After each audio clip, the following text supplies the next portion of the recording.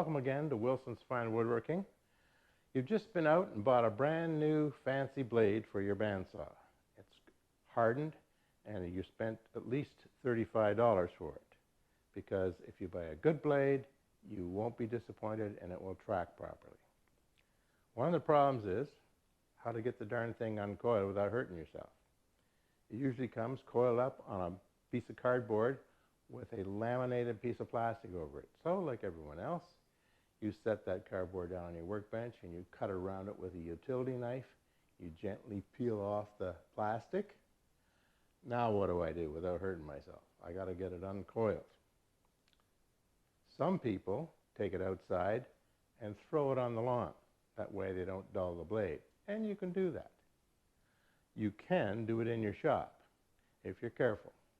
Wear gloves and wear a mask so that if you've never done this before, you may take 2 or 3 tries so you grab the right ones, as you'll see I'm about to do.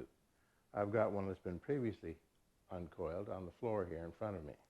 So I put on my shield that I use for lathe turning, pull it down to cover my neck, bend over, and separate them a little bit.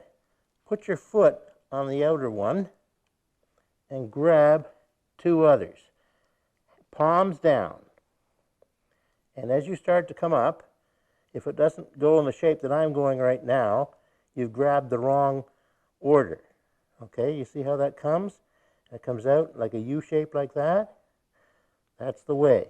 And you come up slowly, stepping with your foot, very carefully, turning it like that, and you're all done safely.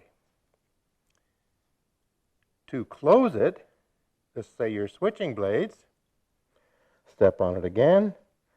The blade is facing away from you. Grab it, palms up, out like this, and turn it inward. Okay, cross over it, one under the other, and down to the floor. Grab it, just give it a shuffle, and you've got it all together. Then you put a couple of twist ties to hold it together, wrap it around a couple of times, and that way it won't come apart on you. You need 2 twist ties, one for either side. Okay, here we have the 1-inch blade. My blade is very long because I have 131 inches on my blades, and this is a very stiff one. So it takes a little more force. You really have to step on this one. Grab it wide out there. Notice that the teeth are away from me. All right, we're going to go down, and you have to bend it a little bit.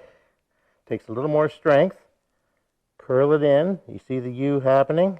Down you go, and on the carpet. Carpet keeps it from getting dull. Reverse procedure is just like the other one. You got to grab 2, and out you come. Thank you for watching Wilson's Fine Woodworking.